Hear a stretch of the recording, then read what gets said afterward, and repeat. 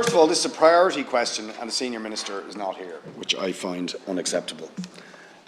Friday week, I'll be accompanying to the court Jackie and her husband, who's worked all his life for a state company, who have 2 kids, to the court for an enforcement order where they will be evicted, most likely, from their home, having done absolutely nothing wrong.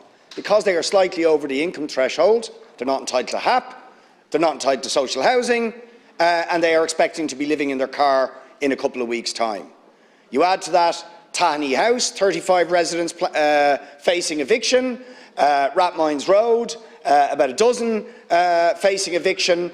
All of this, and the government continue to allow families, working people, decent people who've done nothing wrong, be evicted into homelessness. What is the government going to do to stop this shameful scandal? The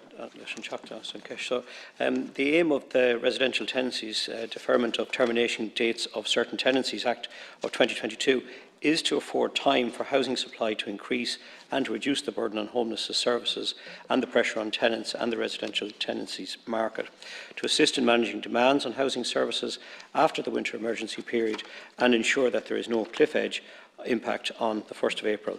The Act provides for deferred notice of termination to take effect on a phased basis over the time period from the 1st of April to the 18th of June 2023. The Act has been carefully calibrated to limit the interference with landlords' constitutional property rights. As further emergency measure, the Minister has also written to local authority chief executives informing them of a decision to continue the delegated sanction to purchase homes where the tenant is at risk of homelessness for the duration of the winter emergency period and up to the end of the transition period to June 2023. Ultimately, increased supply across all tenures is key to eradicating homelessness. Housing supply is increasing under Housing for All. Record state investment of €4.5 billion will be made available in 2023 to support the largest state home building programme with 9,100 direct build social homes and 5,500 affordable homes. Due to the provision of the scheme, cost rental does not facilitate the purchase of second-hand individual properties, with capital expenditure focused on acquisition and development of additional new units to help increase the overall housing stock. Finally, in line with government commitments, the Affordable Housing Act of 2021 will increase Part 5 provision from 10% for social housing to a mandatory 20% for social, affordable and cost rental housing requirements. I'll come back in on a supplementary in relation to the specifics of the question. Blah, blah, blah, blah, blah. This is the problem when the Senior Minister isn't here, right? We just get the script. No disrespect, Malcolm, but that's the problem, right? None of that stops the cliff edge that Jackie and her husband and her 2 kids are facing in terms of being evicted from the home they have lived all of their lives next Friday, during supposedly a moratorium on such evictions. Okay? That's what's happening in reality. It doesn't stop the stress that the 35 residents and families with kids and so on in Tahani House are facing as their landlord tries to drum them all out from the places that they lived, all of whom paid the rent, never did anything wrong, and they're being chucked out on the street. Rathmines Road.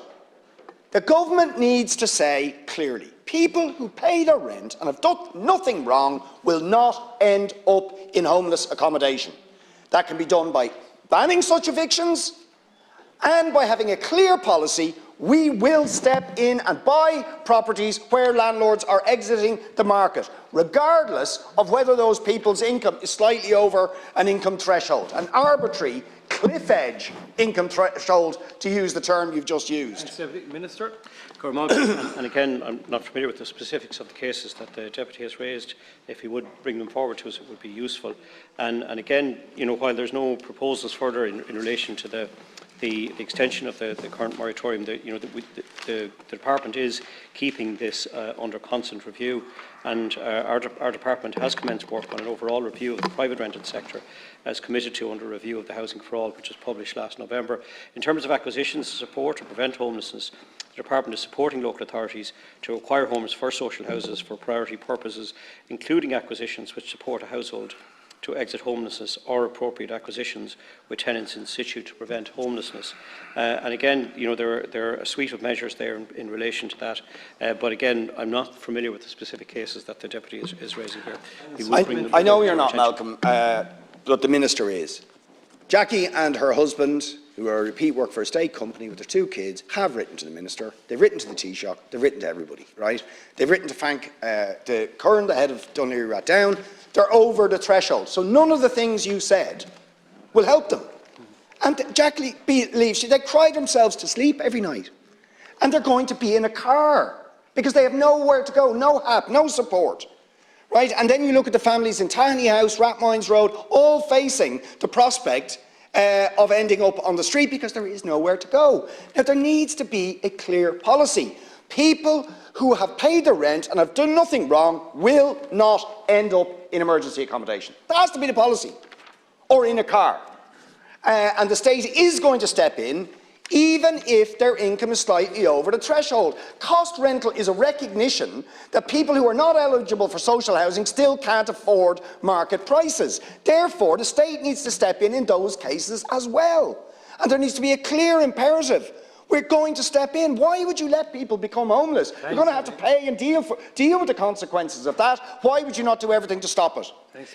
Again, just to state to the Deputy that the state is intervening in an unprecedented scale in dealing with the homelessness crisis and with the issues of